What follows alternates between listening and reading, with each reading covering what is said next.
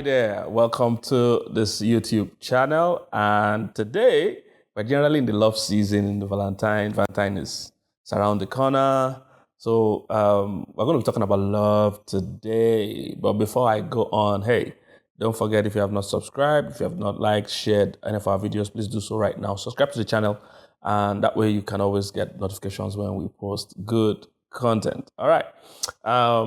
Like I said, we're in Valentine period, we're in the love season, and today we're going to be sharing something very important. Some of it is going to be part of what will be, some of it is part of what is in our books, our new books titled "Heal Before You Deal," and also 7 Love Myths. All right, this will be a blessing to you. So, but I have a special guest today. I don't know if I should introduce the topic first or the guest first. Let me introduce the guest first. Okay, so ladies and gentlemen, I have a very special guest in the house today. His name is Dr. Tolu Binutu. Am I pronouncing that right? Yeah, Binutu. All right, so please help me welcome Dr. Tolu Binutu. I know most of you already know him. He's based in the UK. He's a medical doctor. He's also a psychiatrist in training. And he's also a social media influencer. That's why some of you will know him. Most of you will know him. All the way from the UK. Ladies and gentlemen, let's welcome Dr. Tolu. Thank you. It's a pleasure to be here. Thank you for having me. I'm telling you, your face is just the same as it is on social media. No, I don't do a lot of editing, so, as you see me. If you have seen his page on social media, especially Instagram, what's his page name? Dr. Tolu Binutu? Yeah, it's at Tolu Binutu. Yes, yeah. At Tolu Binutu. So amazing tips, helpful stuff.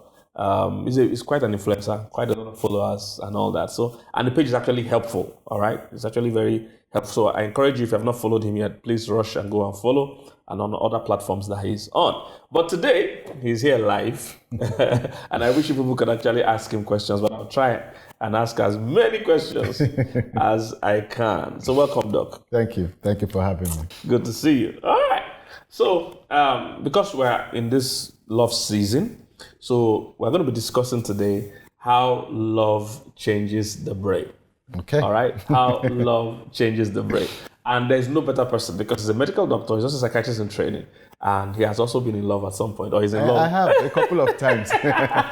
So he's very qualified to talk to us about how love changes the brain. And you see, most people don't know that a lot of things they call love, sometimes it's just their biology, the chemistry, the chemicals in their brains that is making them feel this is love. Yeah. It's just a strong, passionate feeling, and they don't know where it's coming from, so they attribute it to love. So I believe we're going to be able to break that down today. And when you understand it, it's amazing. I don't want to even jump ahead, but I've thought about it many times. Sometimes people just think, oh, this strong feeling I have, it must just be love. Yeah. And many times we confuse, there are a lot of things like infatuation, which closely resembles love. Yes. And you have what is the basis of lust, which can resemble love as well. So I think it's really important for people to be able to tell the difference. And that can help to help them make good decisions. Exactly. I usually say fake love and real love are identical twins at the beginning. They have the same kind of symptoms. Yeah. So if you're not careful, you will think, hey, this must be love. And it's just that one of the things that usually differentiates fake love and real love is time. Yeah. It just has a way. You just know after a while that I have nothing. But when it's real love, usually the longer it is, the stronger it actually usually becomes. All right, so let's jump right into it. Doctor, how does love change the brain? Okay. First of all, thank you for having me. It's an honor to be here and to be sitting beside you. So that's a very important question. And I'm going to, before I zoom in on the answer, I'm going to talk a bit about the brain and the study that was carried out on the brain. Now, this study involved doing more than 2,000 brain scans of young people. But first, before I go into that, let's talk a bit about the brain.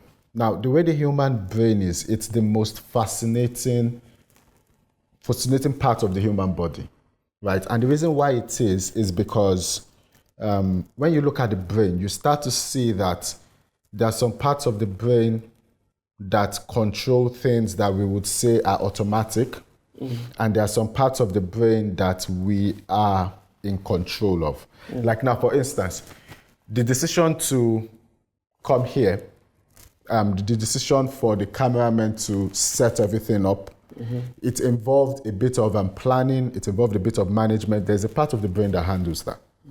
But you see, there's a part of the brain that handles things that we are not even aware that we are breathing.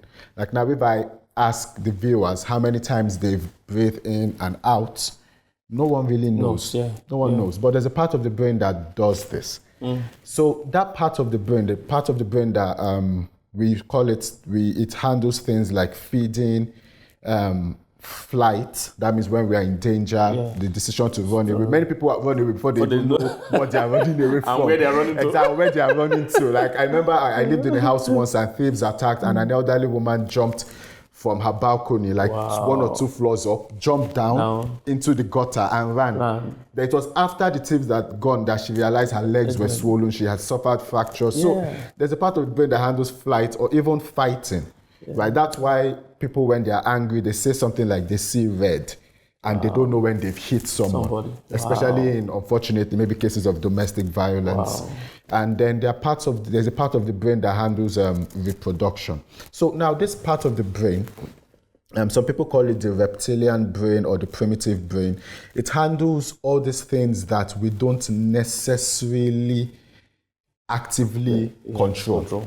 We don't necessarily actively control, like the fight or flight system. Now, in that part of the brain, that's where a lot of what we call love happens. And that's why you may find people falling in love with someone that 6 months ago they said, I can never, no, this is not my type. I like fair-skinned people, this is dark. And they just find that they just fall for that person. Or they fall for someone that they know is bad for them.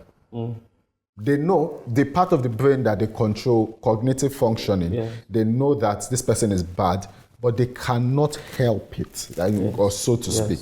So that's a part of the brain that we'll be talking about now. Now, the reason why love is such a powerful thing, I would now talk about the experiment that was done. So there's a woman, a biological anthropologist called Helen Fisher. So what she did was she wanted to study love. And what love was all about. Is love something uncontrollable? Is love, what is this thing we call love? Love, infatuation, lust, what is it? And then she did, I think, more than 2,500 brain scans on young people. And these young people were carefully selected because she chose young people who were in love, especially maybe romantic love, fresh romantic love. You know, the kind in university where you escort the woman to the hostel, she will escort you back to the hostel, you will not escort her back to the hostel. People just be doing that kind of love, very sweet to feel. So she did scans on them and she would take them and show them pictures of the person they love. And what she noticed was when they look at the pictures of the people that they loved, there was a part of the brain that lit up. So it's like you're looking at a scan and then the part of the brain turns red. It lights up. It's like traffic lights, like woo. And then it was consistent for many people who were in love. That was the first thing. Then this experiment was carried out further to test people who had been in love for a while and maybe who felt like maybe the love wasn't as strong as before. And it was done for them. It was also done for those who had been in love for maybe 10, 20 years and were still in love. One thing she noticed was those who were still as in love 20 years after, that part of the brain still lit up. But those who looked at pictures of maybe people they did not love, not so much, or maybe did not. And then she went to study what part of the brain is lighting up when people are in love. And what she realized is it's a part of the brain called, there were 2 areas. It's an area of the brain, but different parts in that place. Much of it was in that part of the brain that I mentioned earlier that controls feeding, flight, fight, and reproduction. A large part of it, and it's a part of the brain called the reward circuitry. So I will just try to keep it simple so that I don't, I will try to keep it. So basically what she found out was the part of the brain that lit up when people were in love were part of the brain that controlled pleasure, that controlled maybe people expecting a reward. Yeah. In fact, sir, part of the brain is part of the brain that is linked to addiction to drugs like cocaine. Yeah. So basically, love affects you in a similar way that drug addiction does. Definitely. And so that was a very interesting finding, right? And then she also saw that this part of the brain, that when people looked at the pictures of those they were in love with, there was a release of a chemical called dopamine. Now, dopamine is the feel-good hormone. It's the one that makes when people, grown men, muscular men, when they are in love, they'll pick up the phone, they'll raise their leg on the wall, and they'll be talking to the love of their life for 5-6 hours. This chemical is the feel-good chemical. It's the chemical that is also linked to, like I said, something like cocaine addiction. So basically, love, and then the final thing is, all this happens in order to ensure like procreation, in order to ensure the continuation of life. Yeah, exactly. So that's, I think, that is one way we can see how love affects the brain. But the not so pleasant part as well is when people are in love, there's another part of the brain linked to the amygdala, but you don't need to remember the name. But this part of the brain is what helps us to make decisions. It's what helps us to carefully assess someone and tell, okay, is this person lying? Is this person saying the truth? In fact, it's what helps us to recognize red flags. Yeah. But when someone is in love, that part of the brain is, for all intents and purposes, deactivated. Yeah. So you find people, when they're in love, their neighbors, moms, dad may be telling them, this person, there's something off, there's something off. Even their pastors may tell them, but they don't see They're it. unable to. So we can say that science has kind of proven that love can actually make you blind. Yeah. So yeah, that's how love can affect the brain. Wow. Okay. This is interesting. Okay, so are you trying to say that? So how is that part affected? So if a guy is just going and sees a girl, what happens? As in, how does this happen? Is it like are there structured actions that make it happen, or I can just be going on the road and see somebody and it's activated? Okay. So the thing is, that's actually a good question, because what you're essentially asking is, does love at first sight exist? Do you just see someone and you're in love with that person? That's actually a very brilliant question. Now, the thing is, we've noticed that when we, as human beings, when we see someone, as far as I know, there's no science to determine who exactly we fall in love with. That part is still up in the air as far as science is concerned. And we've noticed that generally people tend to fall in love with those who are maybe at their general level of intelligence, or who are maybe at their general socioeconomic level, especially people who are in your vicinity in a sense. So you find those in university, it will be a bit difficult for someone maybe in college falling in love with maybe someone maybe outside of their college or another college. Yeah. There seems to be a link of some similarity. But even then, if you put a young woman in a room with people who are her type, there's no way for us yet to say this is who she will fall for. But one thing we've noticed is when there's the initial attraction and there's that surge of hormones, the amount of time they eventually spend together moving forward plays a huge role. Let me give you an example, sir. So when we talk about chemicals being released in the brain, linked with love, I'll just mention the names, but more importantly, I'll mention what those chemicals do. We have the chemicals like dopamine, oxytocin, vasopressin, very powerful things, very powerful chemicals. Dopamine is, like I said, the feel-good hormone. It's what makes love feel all-consuming, like you cannot think properly. Oxytocin is particularly important even when you look at mother-child bonding. So when the child is suckling and the mother is breastfeeding, oxytocin is one of those things that causes the link.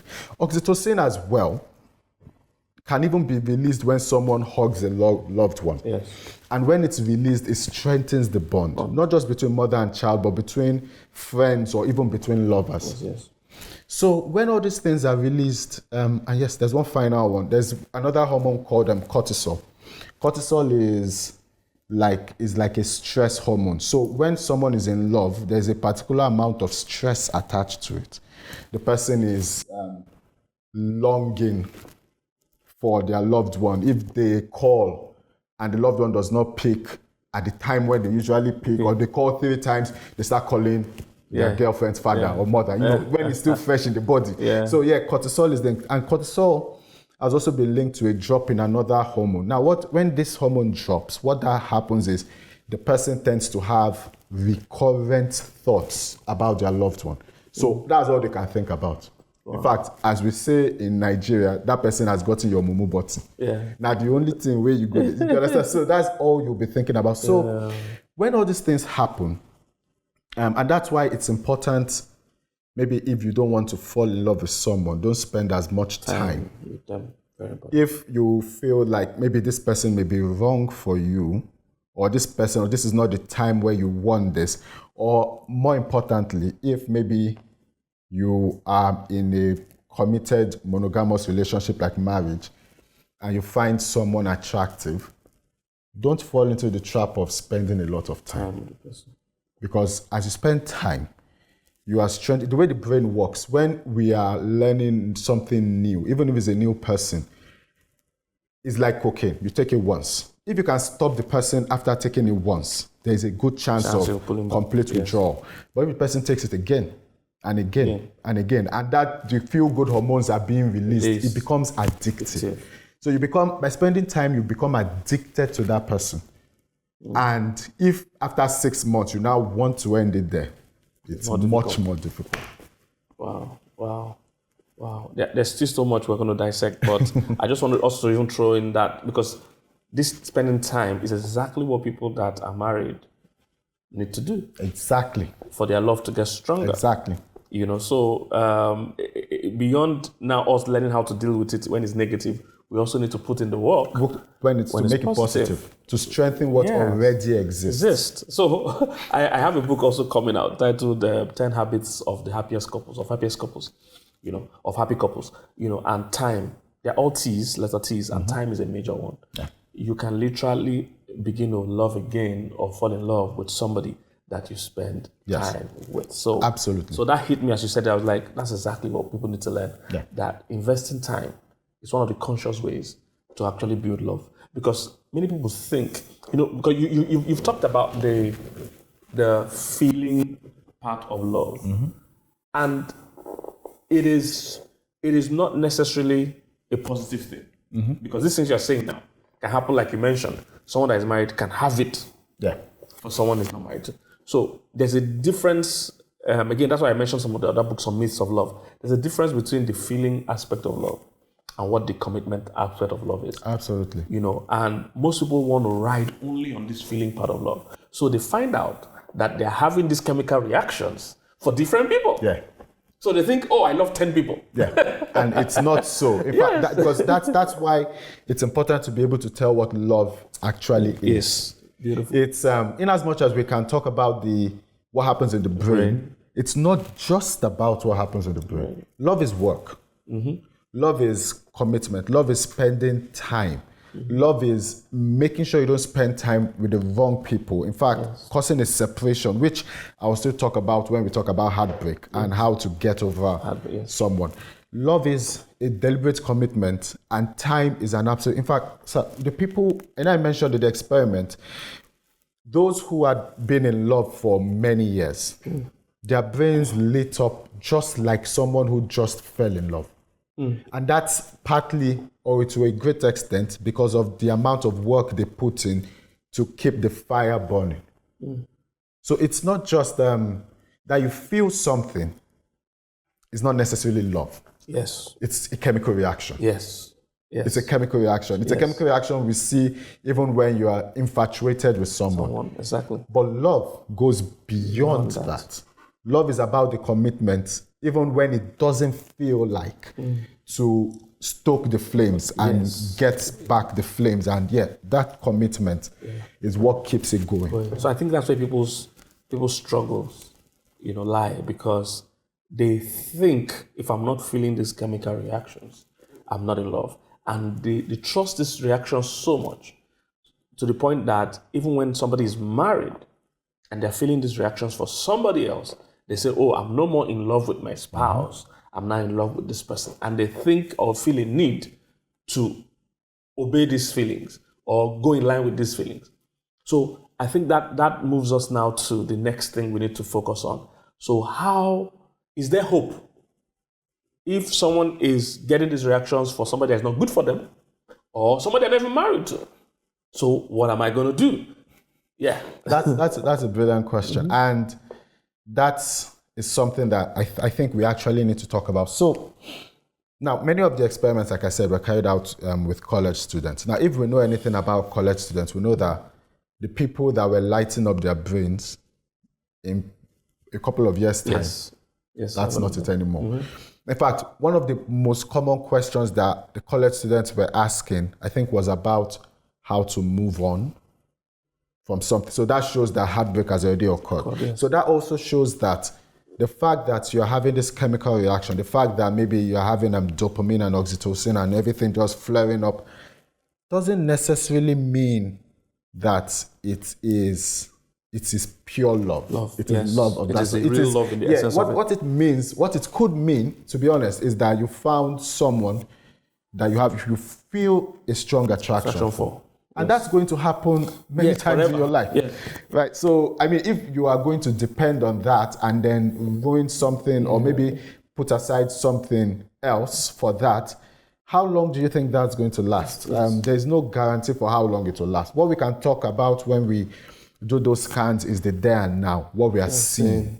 But what it means, whether that is the right person for you, all those things, no, the science doesn't.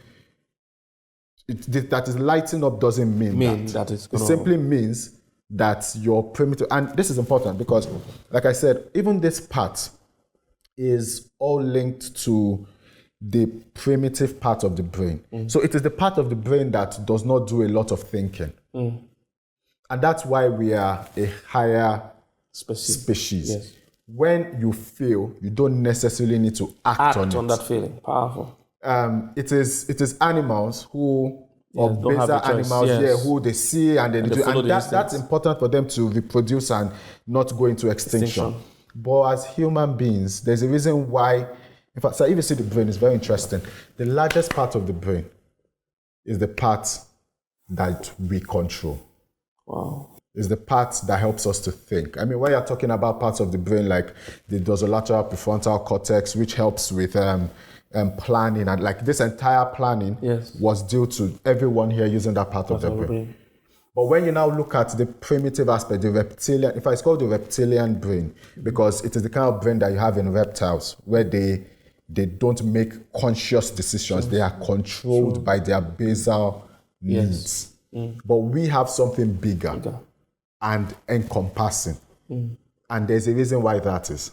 Because, I mean, well, personally, I believe in creation, not in evolution. So I believe that it's created that way so that we can override it consciously. To be able to exactly and make more intelligent decisions than just following because if we follow our basal needs, we will eat whenever we want. We will sleep with whoever we feel an attraction for, and we'll just live lives in a way that. But you know, sadly, Doc, this is how some communities and cultures are living. So they are promoting indecent and illicit sexual behavior. They say, hey, everybody's free to sleep with anybody they want. So you find that in those communities, children born outside wedlock a lot, and the statistics are not good. Because God wants us to make, like you're saying, conscious decisions to who we partner with or join with, and let it be, committed. That way, we have a family, and children grow up, in a secure and well-organized structure, as opposed to any girl I see, I sleep with, any man I see, I sleep with them. We're having children, So sometimes when I watch some of these people in some countries, you see one woman has 3 or 4 kids, 4 different men, and these men are nowhere to be found. None of them are committed to these kids. and the statistics are not good, either those kids either end up with the same thing or end up in prison, end up with suicide. So this thing you're saying is so crucial. The ability for us to separate the instinct part of this thing and the one where we actually control. So like you said, so what should we do? That's what I'm trying to say. Yeah. What do you think we can do for this person that seems under bondage, in quote, seems I can't do anything, or I have feelings for this guy. I know this guy is destructive. I know this lady is harmful to my life, but I'm being that part of that brain. The reptilian brain is being stirred up, is in control. Is there any practical things that we can do, to help gain back control? Good. And I think this is even one of the most important parts of this because, and by the way, there was even something I did not mention, but I just remembered. There's actually a chemical reaction that also goes on in the brain during this part of falling in love. Or having feelings that actually encourages stable monogamous relationships. Wow. Okay. So that's why personally I believe that this was creation, not evolution, because it seems to be designed in a way to let man know that, okay, you are this way, you have this primitive aspect, which is for your survival, but you're in control. Yes. It's not that way for any other animal. So now bringing to people who may have maybe over time spent time with the wrong kinds of people or developed feeling for people that cognitively they know that this is probably not the best person for me. It's very important to know how to improve your chances of breaking free in a sense. Because like I said, love and cocaine addiction is the same reward circuitry. So it's like breaking free. Love, and then another thing we've even found out about love is, but let me just focus on this. So one of the important things, like if someone is in a romantic relationship, cutting off communication is very important. And personally, because my line of work, I end up talking to a lot of people. That is one of the things that many people don't do. You maintain some line of communication. Maybe you may go off on phone calls and everything, but the person can still gain access to you through Instagram. The reason why you cannot afford to do that is because love has addictive properties. And here's what I mean. One of the cardinal features of an addiction, we have tolerance, withdrawal, and relapse. Relapse means, withdrawal means when you stay away from that addictive thing, you start to feel it in your body. You want it. That's why people who are addicted to drugs, they find themselves going into rehab centers. So when they need that drug, they have people who keep them away. If not, you just find, someone wants to stop drinking, but stops for a while and then goes back. So another thing about addictive drugs is relapse. That means you may even think you are okay. Then you now think, okay, I'm good enough to establish communication with this person again. And before you know it, you're back, you're back. Like what took you 2 months to achieve you're back in 2 days. And you're wondering, how did I get here? The devil made me do it. But it's not the devil, it's your reptilian brain. Right? I mean, so anyway, so what they need to do is, the same way it took time to get addicted, it's the same way to take time to break up. But in order to make sure that happens, you need to cause that separation, cut off communication with that person, cut off communication with people that know that person, people that because there will come a time where you don't feel strong, when you are going through the withdrawal, and everything in your body will want that person. If you have before then cut off communication, then chances are you will not send that risky text at 2 a.m. Or you will not receive that risky text that what you doing? Can you meet me here? I want to talk, I miss you. And then once they say I miss you, your cognitive part, your reptilian brain just goes wings and takes control. And then, so cutting off communication. Then another thing that is important is spending time with loved ones. This is why it's important. Remember that we said love causes release of dopamine. So now that you are not getting that dopamine from the person you're in love with, you are looking for an alternate source. And one of the truest forms of love, at least we can see in the physical, is that of family. Yeah. So spending time with family causes your brain to release dopamine, but for the right reasons and for the right people. Because you can never get too close to your parents, you can never get too close to your siblings or your best friends. So spending time with those that you know genuinely love and care for you is not just going to keep you away from the person you want to stay away from. It's also going to help to strengthen relationships that can help to weaken or take your mind off what you're trying to run from. So those are two very important things. Other important things the person should do is when you feel sad and you feel like crying, cry. Yes.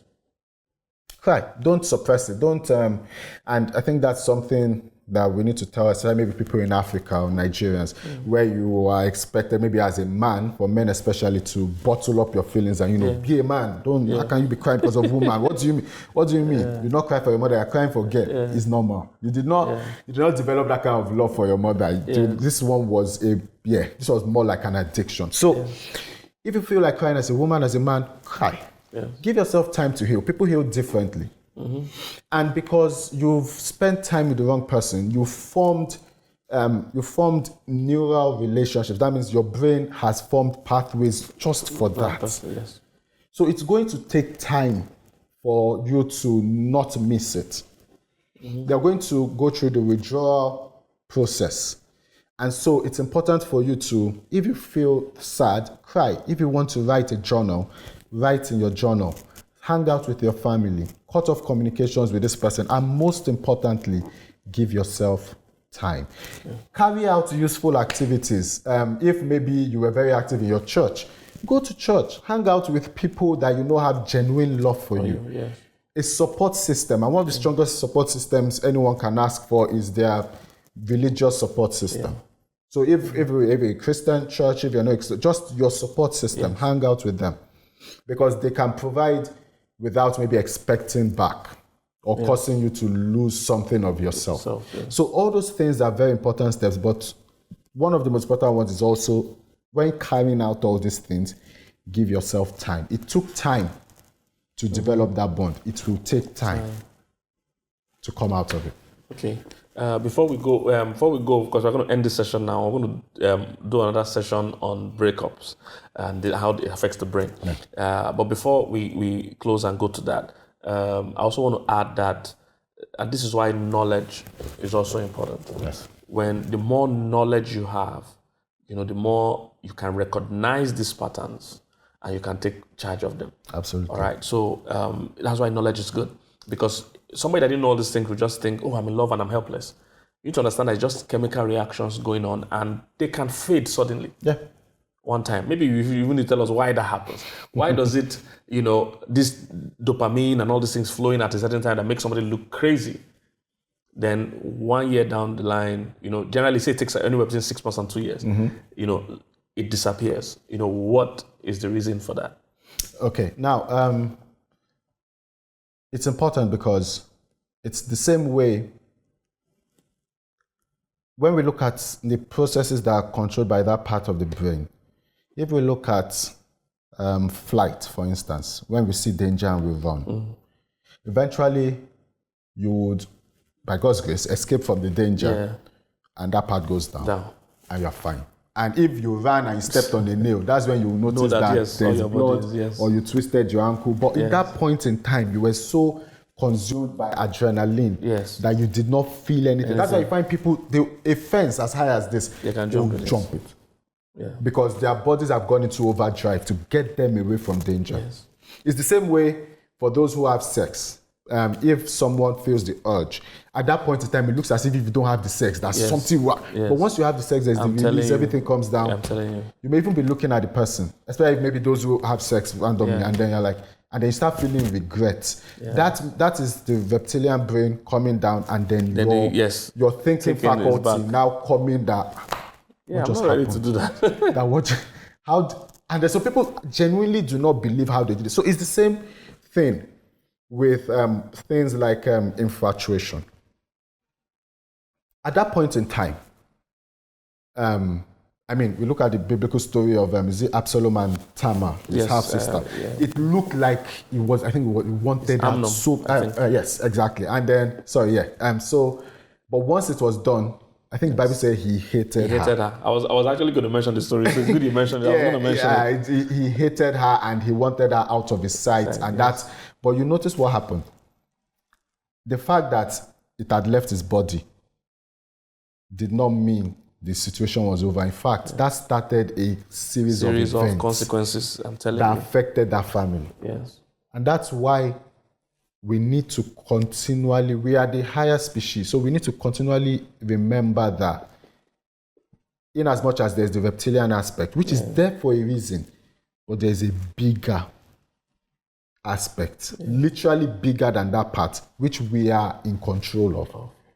And we should always, and that's where discipline comes in. That's where practice comes. Discipline is basically practice.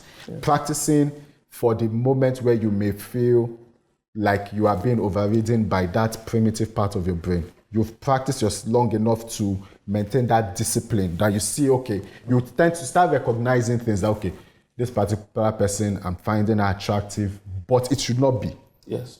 You are not thinking, I'm finding her attractive, and I'm going to sleep with her. Yes. No, you are thinking, you admit to yourself, yes, I'm finding her attractive, I'm finding him attractive, but what am I going to willfully do about it? Yes. Yeah. So that's why, with infatuation, everything seems rosy, but with the passage of time, you may even come to start disliking the person. Their presence starts to irritate you, and you start feeling it for another. You start feeling the infatuation for another person.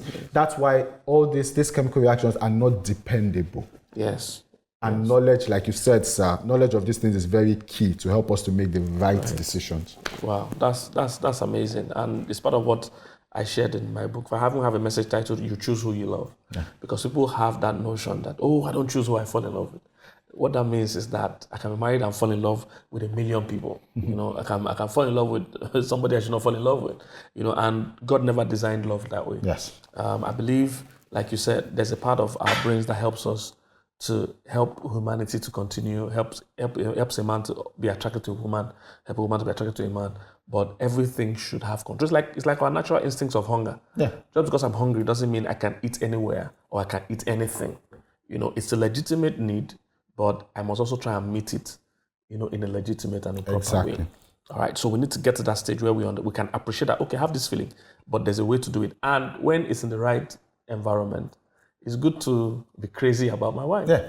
It's good to be crazy about your husband. You were designed to be crazy about your wife. You were designed to be crazy about your husband. Yeah, so in fact, it was designed that the more time you spend with them, the better everything gets. Even the sex with them should get better with time. Exactly. Because you are investing in it. You are investing in that part of your brain. Just see that part that lights up as a flame. Yes. It's a literal part that lights up. Yes. And it's funny thing is, it's called the reward circuitry. So it is designed to make you continually feel good about that person. And you can do that by spending time. So that's why, personally, I believe in creation. Because it's too deliberate to be by chance. It's not just that something just came. I've seen things come together. It doesn't form a perfect design. Definitely. It doesn't. So it's created. Definitely. All right. Thank you, Doc. This was amazing. I'm sure you guys enjoyed this. Even I enjoyed this. It was amazing. Thank you, Doc, for coming on. Thank you for having me. Thank you. So, hey guys, there'll be another video on breakups, how breakups affect the brain. And don't forget, follow Doctor on all social media handles that you can find him. I know he's on Instagram particularly. Then, of course, make sure you subscribe, like this video, share it with someone. This Valentine period, people are going to need to hear this. All right. So please, and if you need counseling services, we have a counseling practice. So you see details on the screen. Reach out to us. A counselor will be willing to talk with you and counsel you. All right. Don't forget, our books are coming out this season. Heal Before You Deal. And there's also the 7 Myths of Love. So you want to hear this. Some of these things are going to be shared there. And we're moving now to talking about breakup. So you want to watch that video also. All right. So God bless you. See you later.